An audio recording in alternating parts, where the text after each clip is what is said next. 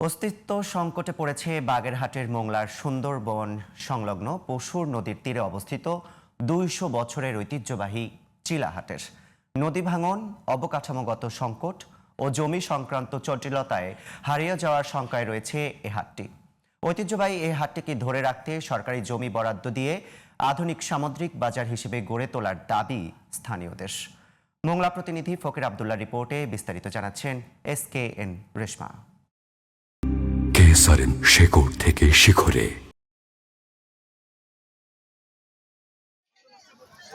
পশুর নদীর ওপারেই সুন্দরবন, এপারে নদী থেকে ভেতরের দিকে বয়ে গেছে চিলা খাল।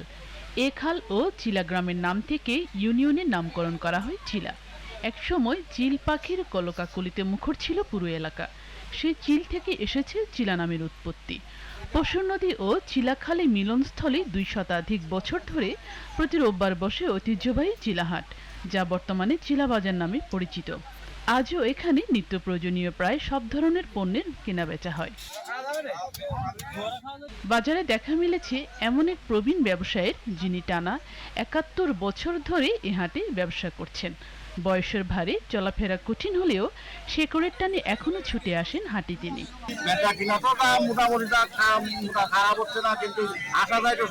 তো ১-২০০ বছর আগের থেকে বাজারটা সপ্তাহে একদিন বসে। তবে চিলা বাজারের ইতিহাস যেমন সমৃদ্ধ, তেমনি বর্তমান বাস্তবতা উদ্বেগের। পুরনো বাজারটি বহু আগে নদীগর্ভে বিলীন হয়েছে। পশুর নদীর ভাঙনের প্রতি বছর কমছে বাজারের জমি, ফলে অস্তিত্ব সংকটে পড়ছে হাটটি। স্থানীয়দের কাছে চিলা বাজার শুধু কেনাবেচার স্থান নয়, এটি তাদের আবেগ ও ঐতিহ্যের অংশ। আমাদের বাড়িঘর শুধু নদীর মধ্যে চলে গেছে।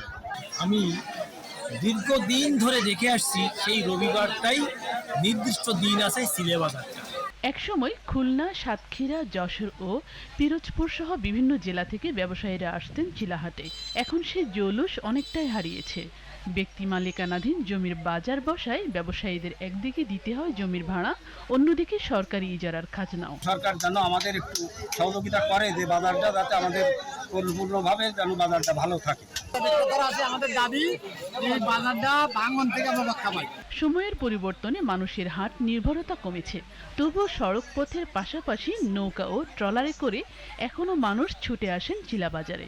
ঐতিহ্যবাহী এ বাজারটি ধরে রাখতে সরকারি জমি বরাদ্দ দিয়ে আধুনিক সামুদ্রিক বাজার হিসেবে গড়ে তোলার দাবি স্থানীয় ক্রেতা বিক্রেতাদের। SKN Reshma, GTV news.